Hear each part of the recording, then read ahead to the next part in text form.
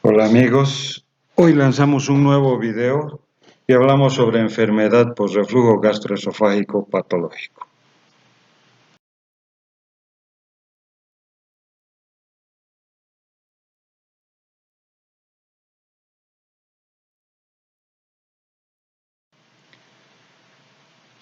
Se define esta enfermedad como el ascenso del contenido gástrico o gastroduodenal por encima de la unión gastroesofágica, la cual causará síntomas y lesiones esofágicas que llegan a afectar la salud y la calidad de vida de los pacientes. La prevalencia a nivel mundial es del 13.3% y su incidencia entre 5 por cada 1000 personas por año. Dentro de sus causas etiológicas tenemos que es multifactorial, porque intervienen varios de ellos. Uno, que es el aumento de la relajación transitoria del esfínter esofágico inferior, que es una zona de transición y de alta presión. Por lo tanto, el descenso de la presión de este esfínter esofágico será una de las causas para su presentación. Otra es un detalle anatómico que se caracteriza por presentar un esfínter corto, un retraso en el vaciado gástrico y la presencia de las llamadas hernias hiatales. Y en cuanto a los factores de riesgo, tenemos el sobrepeso o la obesidad, el tabaquismo, el consumo de alcohol consuetudinario y también como una causa que a veces se torna de fisiológica a patológica, los embarazos múltiples. ¿Qué sustancias van a influir en que la presión del esfínter esofágico inferior disminuya y por lo tanto van a provocar este reflujo? Entre las que disminuyen la presión tenemos la secretina, el glucagón, la somatostatina, las sustancias VIP y agentes neurales como por ejemplo antagónicos alfa-adrenérgicos, beta-adrenérgicos y colinérgicos. Y dentro de los alimentos, la grasa, el chocolate, el alcohol, café y picantes. En cambio, los factores que aumentan su presión y por lo tanto son protectores y evitan el reflujo gastroesofágico tendremos a la gastrina, la motilina, la sustancia P y algunos alimentos como las proteínas en su consumo. ¿Qué fármacos favorecen el reflujo gastroesofágico? Tenemos los AINES, los beta-adrenérgicos, los alfa-adrenérgicos, los anticolinérgicos, que reducen la presión y producen daño además de la mucosa gástrica, la aspirina y los AINES, los bifosfonatos, las sales de hierro y el ácido ascórbico. Bien, entonces, ¿qué debería existir? Un balance equilibrado entre los factores defensivos y disminución de los factores agresivos. Pero cuando esta enfermedad se sitúa, ya los factores agresivos son los que predominan y van a determinar que el ácido y la pepsina producen lesión directa de las células epiteliales y por lo tanto una acción proteolítica. Al haber esta lesión y la proteólisis se produce un aumento de la acción detergente que va a estar presente también la bilis y un aumento indirecto de la retrodifusión de hidrogeniones. Entre los factores defensivos que tenemos, en primera instancia se debe anunciar la barrera antirreflujo del esfínter esofágico inferior, que está producido por el diafragma, el ligamento frenoesofágico y el ángulo de His. Otro de los mecanismos defensivos es el llamado aclaramiento esofágico, que se debe en primera situación por la gravedad, luego el peristaltismo esofágico secundario a la presencia de contenido en su luz y la secreción de bicarbonato por las glándulas salivales y esofágicas. Y un tercer mecanismo de defensa que tenemos a nivel esofágico es la resistencia de la mucosa a factores preepiteliales, epiteliales y posepiteliales. Cuadro clínico, entonces, tendrá síntomas típicos y atípicos o manifestaciones extraesofágicas. Entre los típicos tenemos la pirosis, que es la sensación de ardor retroesternal, la regurgitación, que es el ascenso del contenido gástrico hacia el esófago, una disfagia intermitente, que en primera instancia es una dificultad para el paso de los alimentos, y luego la odinofagia, que es el dolor a la deglución.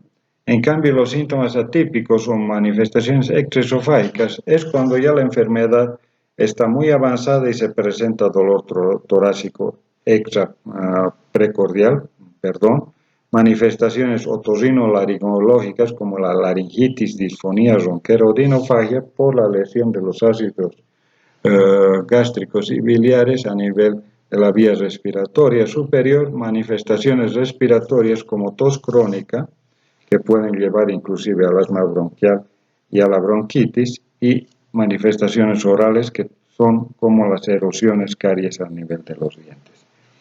De acuerdo a la clasificación de Montreal, tenemos síntomas esofágicos y extraesofágicos y son como ya se los describí y ven ustedes en el slide. Para el diagnóstico, ¿qué hacer? En la anamnesis, en primera instancia, tendremos que la presencia de síntomas típicos 2 o más veces por semana en un paciente menor a 50 años y sin datos de alarma, ya nos deben hacer un diagnóstico presuntivo de reflujo gastroesofágico. Para tener en cuenta bien este diagnóstico, se debe realizar una prueba terapéutica en pacientes con síntomas típicos sin datos de alarma y la adición de medicamentos que disminuyan la cantidad de ácido a nivel gástrico, los inhibidores de la bomba de protones. Y luego el estudio endoscópico, que no es de forma rutinaria, pero es útil para la detección de las complicaciones del reflujo, de más de 5 años de evolución, donde ya se encontrarán datos macroscópicos que ayuden y también microscópicos con la biopsia de estas zonas. En pacientes con signos de alarma como estará indicada la endoscopia como disfagia, dolor torácico, hemorragia digestiva alta, pérdida de peso, vómito, anemia y otros factores más.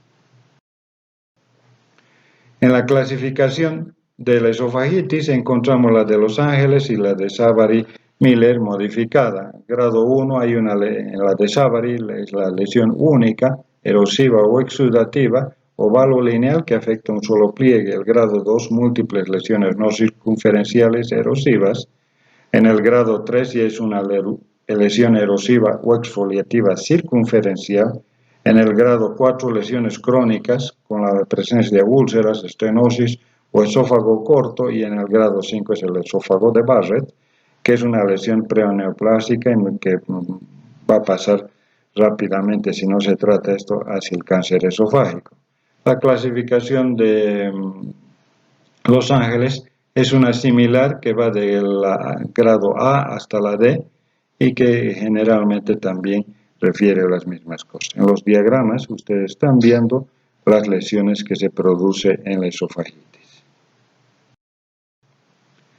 La pH-metría esofágica de 24 horas es un estudio imprescindible para diagnosticar esta enfermedad, que se coloca un catéter transnasal a través de un sistema inalámbrico y capta todo lo que son los síntomas típicos o extraesofágicos del reflujo. Si la endoscopia es negativa, que no responde al tratamiento con los inhibidores de la bomba de protones, para confirmar la presencia del reflujo patológico, entonces los pacientes son candidatos después a una cirugía antirreflujo y otros medicamentos y otros procedimientos más. También se puede tener en cuenta la pH impedancia esofágica, que está indicada en los reflujos refractarios al tratamiento con los inhibidores de la bomba de protones. Ahí están viendo la comparación entre la pH-metría convencional y la impedancia metría, donde se detecta la presencia del reflujo ácido, no ácido en el otro, el reflujo de gases, la altura del reflujo, el aclaramiento del bolo y el reflujo postprandial, teniendo una mayor utilidad la impedanciometría en relación con la pH-metría convencional. También es útil para el diagnóstico del reflujo el esofagograma con bario, que nos demostrará, mediante maniobras provocativas y cambios posturales, la evaluación de la estenosis esofágica en casos de que exista, la presencia de una hernia hiatal, sospechas de esófago corto, esofagitis moderado grave y aquellos candidatos que vayan a ser programados a cirugía antirreflujo, necesariamente requerirán de este estudio preoperatorio. Otro de ellos es la gammagrafía con tecnesio 99 esofágicos, que identifica anomalías de la función motora del esófago para ver principalmente el aclaramiento y vaciamiento esofágico. La manometría esofágica, que es útil para el diagnóstico de reflujo, porque evalúa preoperatoriamente para la cirugía antirreflujo y descarta alteraciones de la motilidad esofágica cuando solo se trata de reforzar y aumentar la presión del esfínter esofágico inferior. También se puede hacer a través de un cuestionario de síntomas, que es el diagrama formulario Carlsson-Net, y el Bilitec, que es un espectrofotómetro de fibra óptica para detectar la presencia de bilis. En el diagnóstico diferencial entran varias enfermedades: la esofagitis eosinofílica, acalasia, espasmo difuso esofágico, úlcera péptica, gastritis, cáncer, etc. Tratamiento. Entonces, en primera instancia es un tratamiento médico donde debe haber modificaciones del estilo de vida. En cuanto a las medidas posturales, lo primero es elevar la cabeza de la cama, que esté por encima del tórax y del abdomen, o sea, una inclinación de unos 30 a 45 grados, evitar comer 2 horas antes de recostarse. Si uno está obeso con sobrepeso, perder el peso, limitar la ingesta de ciertos alimentos grasos o con bastantes azúcares, utilizar ropa holgada, abstenerse del consumo de tabaco y alcohol, evitar fármacos que hemos hablado que relajen el esfínter esofágico inferior y colocarse el decúbito lateral izquierdo. Tratamiento farmacológico va de 3 tipos. Uno con los inhibidores de la bomba de protones, tratamiento de elección en todos los escenarios clínicos. El más utilizado actualmente es el esomeprazol para la esofagitis grave. Uso de procinéticos que mejoran el aclaramiento y aceleran el vaciamiento, que está indicado en pacientes con enlentecimiento demostrado del vaciamiento gástrico. Tenemos ahí la cisaprida. También, en vez de la bomba de protones, se puede utilizar los antagonistas H2 como tratamiento sintomático puntual para el alivio rápido de los síntomas. Y tenemos ahí la ranitidina, la famotidina, etc. Y también los usos de los antiácidos como los alginatos y baclofeno. Tratamiento quirúrgico está indicado cuando fracasa el tratamiento médico o farmacológico, hay una falta de adherencia del paciente al tratamiento, la aparición de complicaciones graves, síntomas extradigestivos o la presencia de una hernia hiatal grande. Tenemos que el procedimiento quirúrgico adecuado es la funduplicatura, que puede ser tipo Nissen laparoscópico y que tiene sus variantes como la parcial posterior, la de Toupet, la parcial de Bell-Seymour 4 o la de tipo Hill, que es la gastropexia posterior.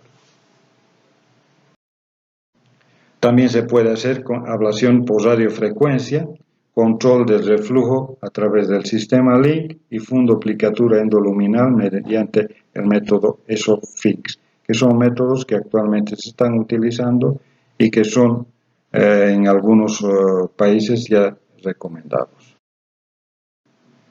Dentro de las complicaciones del reflujo gastroesofágico, la peor es el esófago de Barrett, que es un cambio del epitelio escamoso, una metaplasia columnar de tipo intestinal, y de esta metaplasia se irá a la displasia y luego al adenocarcinoma. Se debe hacer una vigilancia estricta en los pacientes que sufren esófago de Barrett. Aquellos que no tienen displasia, una vigilancia endoscópica y biopsia cada año. En los que tienen displasia de bajo grado, ya una endoscopia y biopsia cada 6 meses, y en las de alto grado, resección endoscópica o quirúrgica. También otras de las complicaciones es la estenosis péptica, la hemorragia digestiva y las úlceras esofágicas. Ahí tienen una fotografía de lo que es el esófago Barrett y la presencia de una mucosa normal. Bien, entonces para concluir, el tratamiento farmacológico evita la aparición de nuevos focos de metaplasia y el tratamiento quirúrgico ayuda a aumentar la presión del esfínter esofágico inferior y por lo tanto prevenir la aparición de nuevos reflujos gastroesofágicos y complicaciones que pueda tener el paciente. Hay también tratamientos ablativos, que ya los hemos mencionado por vía endoscópica y que en alguna forma también ayudan cuando las lesiones son leves y no grandes.